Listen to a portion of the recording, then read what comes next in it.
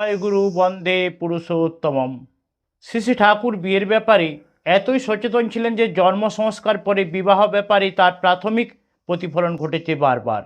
কারণ তিনি বিশ্বাস করতেন যে যথাযথ বিবাহ না হলে জাতিসমূহ ক্রমশ ভ্রষ্টাচারিতার দিকে অগ্রসর হবে। ভালো সন্তান মানেই আর্যকৃষ্টির নিয়ম অনুসারী বিবাহের মধ্য দিয়ে সন্তান আনা, আর তা হবে প্রকৃত অর্থে সুসন্তান। ওই সুসন্তানে গড়ে তুলবে প্রকৃত সমাজ, রাষ্ট্র, দেশ। তাই সারা জীবন শ্রী শ্রী ঠাকুর ভালো মানুষ, আদর্শপ্রাণ পুরুষ খুঁজেছিলেন। তাই তিনি একটি সহজ ছড়ার মধ্য দিয়ে তিনি বুঝিয়ে দিয়েছেন উন্নয়ন আর সুপ্রযোজন এই তো বিয়ের মূল। যেমনি তেমনি করে বিয়ে করিস না কো ভুল। আমরা এই বিষয়ে বিশেষভাবে অবহিত ছিলাম না যে একটি দেশের উন্নয়ন এবং সুপ্রযোজন সর্বদা সুবিবাহের উপর নির্ভরশীল। তার প্রধান কারণ সুবিবাহের ফলে যে সন্তানরা পৃথিবীতে আসবে তারাই হবে দেশের ভবিষ্যৎ নাগরিক। আর যে কোনো দেশে প্রকৃত নাগরিক তৈরির মূলে আছে বিবাহ সংস্কারের ব্যাপারটি। সুনাগরিক হতে গেলেই সুসন্তান যে কত প্রয়োজন তা একমাত্র আমাদের দেশে শ্রী শ্রী ঠাকুরে অনুধাবন করতে পেরেছিলেন। তিনি অনুলোম বিবাহের উপর এত জোর দিয়েছিলেন এবং প্রতিলোম বিবাহে বিরোধিতা করেছিলেন।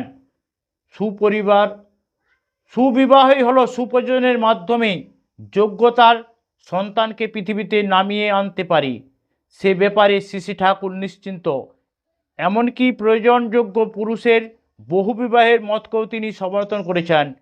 18ই আষাঢ় মঙ্গলবার 1347, ইংরেজি 2/7/40, শ্রী শ্রী ঠাকুর পাবনা আশ্রমে বসে আছেন। তাকে ঘিরে বসে আছেন বরিশালের অতুল গুহদা, অক্ষয় পুততুণ্ড এবং রামকৃষ্ণ ভট্টাচার্য, রামপ্রসন্ন ভট্টাচার্য প্রমুখ অনেকেই। তারা শ্রদ্ধাবনত হয়ে শ্রী শ্রী ঠাকুরের কথা শুনছেন। পুরুষের অনুলোম বিবাহ, অশুভবর্ণ বিবাহ ও বহু বিবাহ একান্ত দরকার। বহু বিবাহ শুধু করলেই নিকৃষ্ট পুরুষেরা মেয়ে পাবে না, ফলে অন্য সমাজের থেকে অনুলোম ক্রমে মেয়ে আহরণ করতে চেষ্টা করবে। এতে সমাজ পুষ্টই হতে থাকবে। সমাজের আত্মীকরণ ও আপ্তিকরণ ক্ষমতাও বেড়ে যাবে। এমনিতেই সমাজের আত্মীকরণ ও আপ্তিকরণ ক্ষমতা বৃদ্ধি পাবে। আত্মীকরণ অর্থে শ্রী শ্রী ঠাকুর বুঝেছেন যে সমাজে সর্বস্তরে মানুষকে আপন করে তোলার আকাঙ্ক্ষা, আর আপ্তিকরণ হচ্ছে অন্যকে আপ্রাণ করে তোলার আকাঙ্ক্ষা, উদ্বেগ হয়ে ওঠা। এইভাবে দুটি সমাজের মেলবন্ধনে বংশধারায় গৌরব বাড়ে এবং একটি সমাজের সঙ্গে অন্য একটি সমাজের মেলবন্ধন দৃঢ়তার সঙ্গে আবদ্ধ হয়ে ওঠে।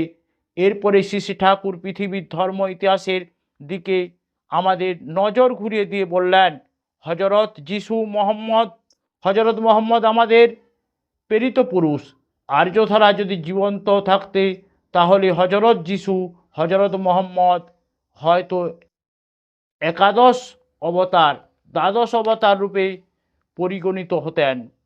বাইবেল বিরোধী, কোরআন বিরোধী, বেদ বিরোধী এর বিরুদ্ধে দাঁড়িয়ে তার নিরাকরণ করতে হবে।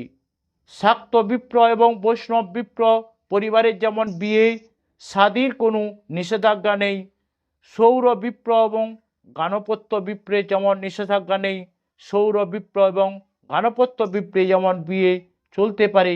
ইষ্ট কৃষ্টি ও পিতৃপুরুষের ঐতিহ্যবাহী রসুল ভক্ত বিপ্র, বুদ্ধ ভক্ত বিপ্র, খ্রিস্টান ভক্ত বিপ্রের সঙ্গে তেমনি বিধিমাফিক বিয়ে থাও হতে পারে, তাতে কোনো বাধা নেই। কারণ স্বধর্ম ও কৃষ্টিনিষ্ঠ থেকে যে কোনো পুরোয়নমান মহাপুরুষদের প্রতি শ্রদ্ধানতি নিয়ে চলা ধর্মের পরিপন্থী তো নয়ই, বরং পরিপোষক। তবে প্রত্যেকটি বিয়ের ব্যাপারে খুব হিসাব করে চলতে হয়, যাতে কোনো রকমের ব্যতয়ী কিছু বা প্রতিলোমের সংসর্গ কিছুতেই না ঘটে। শ্রী শ্রী ঠাকুর বেশ ভালো বোঝা যায় যে শ্রী শ্রী ঠাকুর বিয়ের ব্যাপারে কতখানি প্রগতিশীল ছিলেন।